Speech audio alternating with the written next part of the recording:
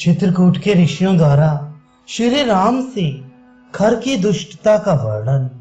भरत के लौट जाने पर श्री रामचंद्र जी उन दिनों जब वन में निवास करने लगे, तब उन्होंने देखा कि वहां के तपस्वी उद्विग्न हो वहां से अन्यत्र चले जाने के लिए उत्सुक हैं।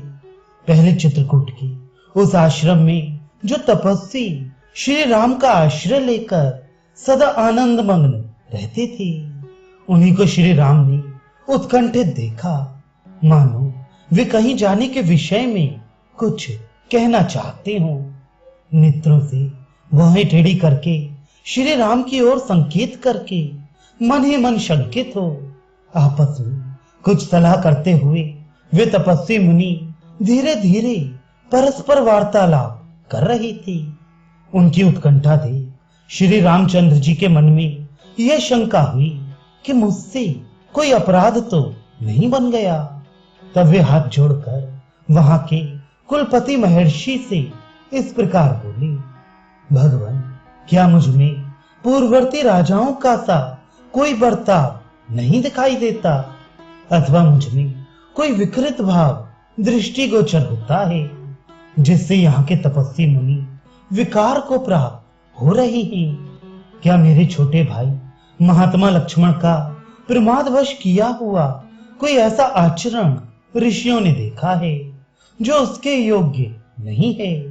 अथवा क्या जो अर्घ्यपाद्य आदि के द्वारा सदा आप लोगों की सेवा करती रही है, वह सीता इस समय मेरी सेवा में लग जाने के कारण एक गृहस्थ की सती नारी के अनुरूप ऋषियों की समुचित सेवा नहीं कर पाती है?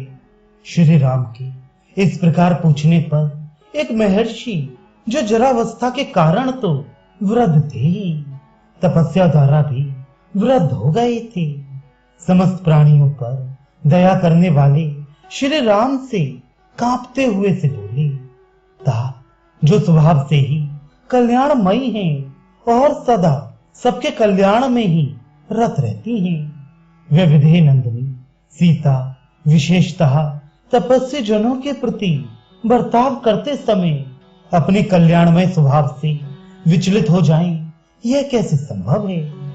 आपके ही कारण तापसों पर यहाँ राक्षसों की ओर से भय उपस्थित होने वाला है। उससे उद्विग्न हुए ऋषि आपस में कुछ कानाफूसी कर रहे हैं।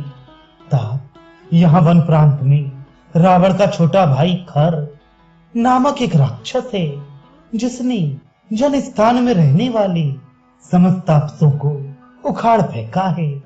वह बड़ा ही ढीठ, विजयोन्मत्त, क्रूर, नरभक्षी और घमंडी है।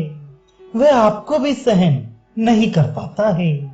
ताप, जब से आप इस आश्रम में रह रहे हैं, तब से सब राक्षस तापसों को विशेष रूप से सताने लगे हैं। वे अनार्य राक्षस घृणित, क्रूर और भीषण नाना प्रकार के विकृत एवं देखने में दुखदायक रूप धारण करके सामने आते हैं और पापजनक अपवित्र पदार्थों से तपस्वियों का स्पर्श कराकर अपने सामने खड़े हुए अन्य ऋषियों को भी पीड़ा देते हैं। वे उन आश्रमों में अज्ञात रूप से आकर छिप जाते हैं और अल्पज्ञ अथवा असावधान तापसों का विनाश करते हुए वहां सानंद विचरते रहते हैं।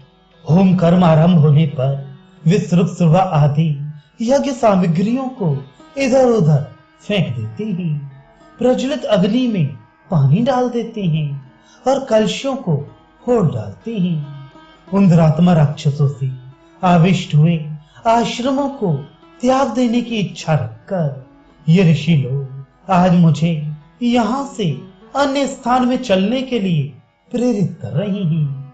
श्री राम, वे दुष्ट राक्षस तपस्वियों की शारीरिक हिंसा का प्रदर्शन करें, इसके पहले ही हम इस आश्रम को त्याग देंगे।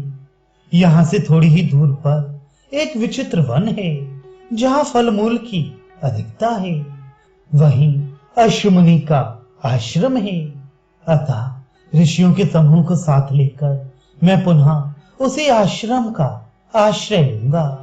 श्री राम खर आपके प्रति भी कोई अनुचित बर्ताव करे उससे पहले ही यदि आपका विचार हो तो हमारे साथ ही यहाँ से चल दीजिए। रघुनंदन, यद्यपि आप सदा सावधान रहने वाले तथा राक्षसों के दमन में समर्थ हैं, तथापि पत्नी के साथ आजकल उस आश्रम में आपका रहना संदेहजनक एवं दुखदायक है। ऐसी बात कहकर अन्यत्र जाने के लिए उत्कंठित हुए उन तपस्वी मुनि को राजकुमार श्री राम सांत्वनाजनक उत्तर वाक्यों द्वारा वहां रोक नहीं सके। तत्पश्चात वे कुलपति महर्षि श्री रामचंद्र जी का अभिनंदन करके उनसे पूछकर और उन्हें सांत्वना देकर इस आश्रम को छोड़ वहां से अपने दल के ऋषियों के साथ चले गए।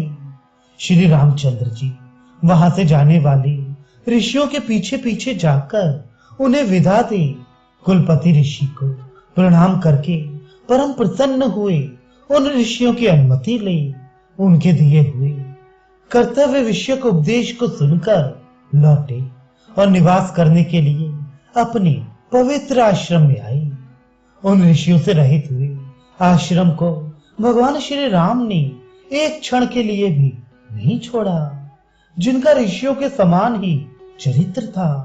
उन श्री रामचंद्र जी ने निश्चय ही ऋषियों की रक्षा की शक्ति रूप गुण विद्यमान है। ऐसा विश्वास रखने वाले कुछ तपस्वी जनों ने सदा श्री राम का ही अनुसरण किया। वे दूसरे किसी आश्रम में नहीं गए।